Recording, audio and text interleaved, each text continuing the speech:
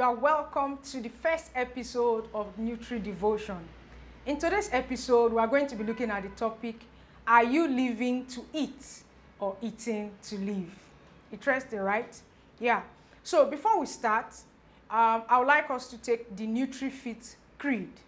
Now, you say this after me. I eat healthy and nutritious meals. My food will not harm me. My food brings strength, health, and life to my body. I am nutritionally fit. Great. So now, food is so important that it's something that you cannot overemphasize. We need to always pay attention to our nutrition and the food that we eat. That is why in the first episode of Nutri Devotion, I want to lay a foundation of what is important when you are talking about food and your nutrition. Now, just as a basic introduction, what is nutrition? Most people just say, nutrition is food now, what I'm eating and all that. But I would like you to know that nutrition is deeper than just food. It's much more than just the food you eat. It also concerns how this food is processed in your body and how this food that you eat breaks down to become nutrients that your body needs to survive. So it's very important that we pay attention to our nutrition. Yeah, so I'd like to talk about God and food because in this part of the world, I'm talking about Africa, we can be very religious. And I would like to make a point that all food that God created is good. So forget all those people who tell you that this food is not good, this food is bad. I am of the opinion that all food that God created is good. So the major challenge is for us to know what our body needs per time. What nutrients my body needs, and what food will provide those nutrients for me. Okay? What does your body need per day? That is what you should be eating. Remember, our topic is, are you eating to live or are you living to eat? So the answer to that question depends on how you are eating. Whether you are eating just for enjoyment or you are eating to provide the nutrients that your body needs to survive. Now, going forward, I would like to refresh your knowledge, your biology knowledge, or for some of us, home economics, okay, from primary school, or food and nutrition for those of us who did that in our secondary schools. We know we have nutrients, we have carbohydrates, proteins, fat and oil or lipids, we have vitamins, and then we have minerals and water. So our body needs about 17 vitamins and 24 minerals to function every day, to function actively, adequately every day. So you see that for your body to get these nutrients, for your body to get these vitamins and minerals, you need to be eating adequately. That is why you need to answer. Your answer to the question, are you eating to live or living to eat, should be that you are eating to live and not living to eat. I hope you get that point, really. Now, for every gram of carbohydrates you eat, you get 4 kilocalories of energy. Okay? The food we eat provides the energy that our body needs to function. Okay? So for carbohydrates provide energy. Proteins provide energy. 1 gram of protein, 1 gram of carbohydrates also provides 4 kilocalories of energy. While 1 gram of fat and oil or lipids provides 9 kilocalories of energy. So now, based on what I've just said, the core reason, I repeat, the major reason why you eat food is to provide the nutrient that your body needs to survive. Okay? Yes, I know you eat your food because you enjoy this meal or it's interesting or whatever, but the core reason why you should be eating is because you want to provide the nutrients that your body needs to survive every day. And now, I want us to answer the question of, are you eating right? Okay? Are you eating right? To answer that question, we have a template. Okay? The template is called the food pyramid. The food pyramid is a triangular shape. Okay? You know how a pyramid looks like a triangle. Okay? You've heard of the pyramid of Egypt. You've heard of the granite pyramids and all that. So when you arrange something like in a triangular form, the base is always wider than the tip. Okay, so for us to decide whether someone is eating right or not, or for you to determine whether you are eating right or not, you need to follow the template, which is the food pyramid. Now, at the base of the food pyramid is the widest, and there we have vegetables and fruits. So what this means is that the amount of vegetables and fruits you should be eating should be the largest portion in on your plate. Okay? When you are arranging your meals, when you are serving your dishes, when you are planning your meal for a day, for a week, the amount of fruits and vegetables you should be eating should be the largest portion. The next, when you start going up on the pyramid, is whole meals, cereals, potatoes, pasta, and rice. So that should be the next. This provide mostly carbohydrates, okay? So the next biggest portion on your plate should be whole meal cereals, pasta, rice should be the next. And then when you go up on the pyramid, you have your milk, yogurt, and cheese products. Next, we have meat, fish, poultry. And the interesting part, at the tip of the food pyramid, which is the smallest part of the food pyramid, is where we have fizzy drinks, we have fats, we have sugar, and we have salt. What this means is that these particular items in your food should be the smallest quantity in your food. That is because they are not very healthy. In fact, if you look closely into the food pyramid, you see that that part of the pyramid is said that you should have these things maybe once or twice in a month. That's how little you should have them in your meal. So to answer the question of are you eating right, the first point is, are you following the food pyramid, which we just discussed a few seconds ago. The next point we need to pay attention to is you need to know your nutrient needs. Nutrition is individualistic. It is not a one-size-fits-all thing, okay? So everybody has their nutrient needs based on the age, based on the gender, based on your physical activity and the kind of things you do every day. So we need to know for every individual, we need to know what the nutrients are that the person needs. A pregnant woman needs certain types of nutrients more than a woman who is not pregnant. A child needs certain types of nutrients compared to an elderly woman. So you must know what your nutrient needs are and provide those nutrients through your food for your body. Okay? So you need to pay attention to that. Pay attention to your health goals. For instance, maybe someone is underweight and they want to gain weight so that they can be in have a normal BMI. Whatever your goals are, you need to pay attention to them in planning your meals so that you know, then you can answer the question whether you're eating right or not. The next thing we need to pay attention to is energy balance. Now I'll explain this. The way nutrition works is intake and output. Input and output. What you input is what you eat. That's how you get energy, okay? But how do you burn out this energy? That is output.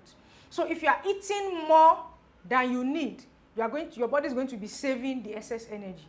And by the time your body is saving the excess energy, that is when you talk about people gaining weight, becoming overweight or obese, okay? So when there is energy balance, it means that you are taking in the amount of energy your body needs to function per day.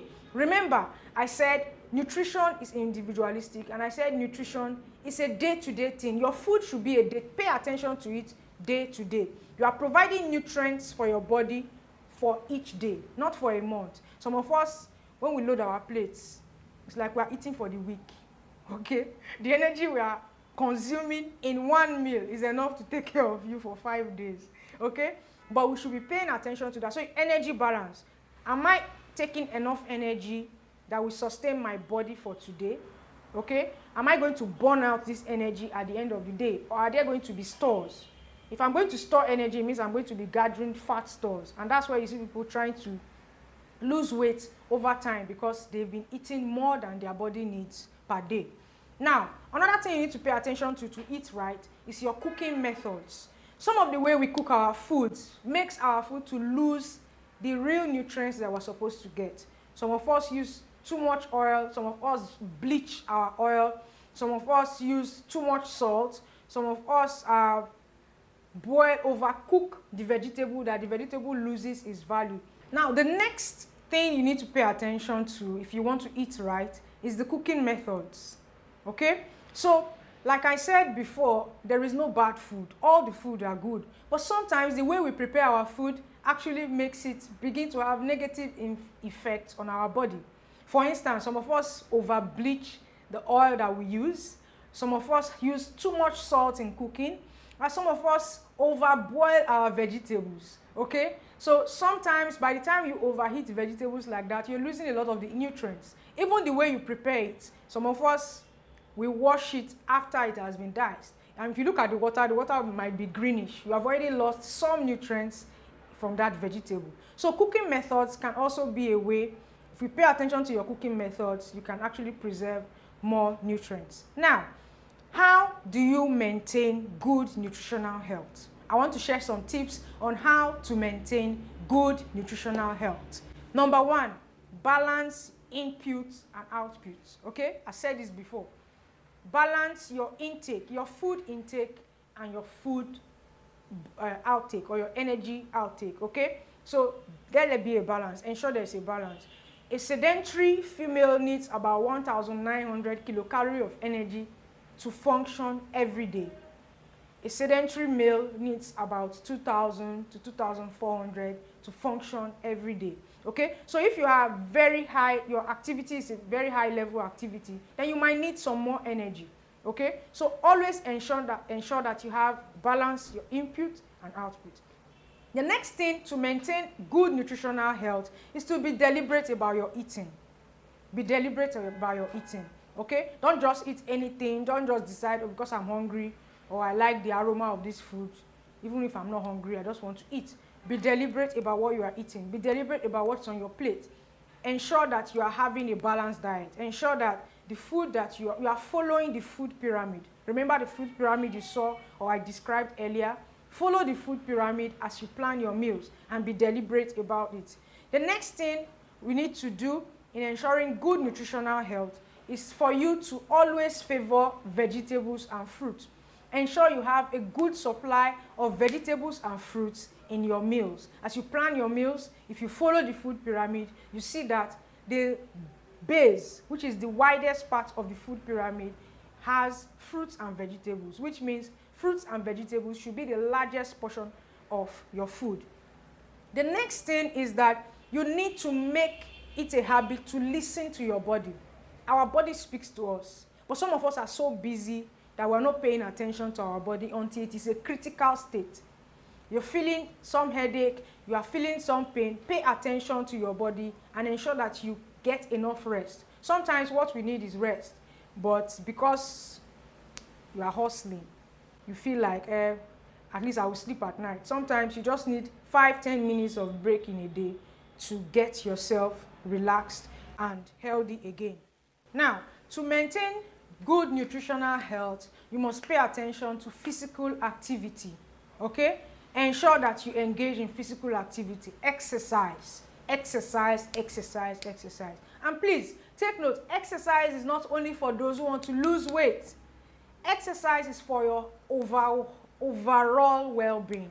It's for your fitness, for your body to be healthy, for your organs, your heart to function properly. Okay? So let's change our mindset that feels as if it's only those, I don't have any weight to lose, so why am I exercising? No. Exercise is very important for you to live a healthy life. Okay? The next thing you need to pay attention to is to ensure that there is variety in your meals. Okay? Some of us, eba. There's no variety in the swallow. What about amala? Okay? What about wheat flour? There are other forms of swallow, okay, that you can get for those of us who are in Nigeria. There are other forms of soup. Some people, if it's not egusi, okra, ogbono soup, there's no other soup they eat. Try to have variety in your meals, okay? Every time beans. You don't have to boil beans. What if you make it moi moi? Or what if you have akara? It's the same sauce, but different way of making it. Just to create variety for yourself. And another thing is because some of these foods have various nutrients that are missing, that might be missing in one, okay? What might be in your wheat flour as a nutrient might not be found in your fufu. So if you keep on just staying with fufu or pounded yam, you will be missing out on some nutrients that you'd have gotten from wheat flour. So let there be variety in our meals, okay?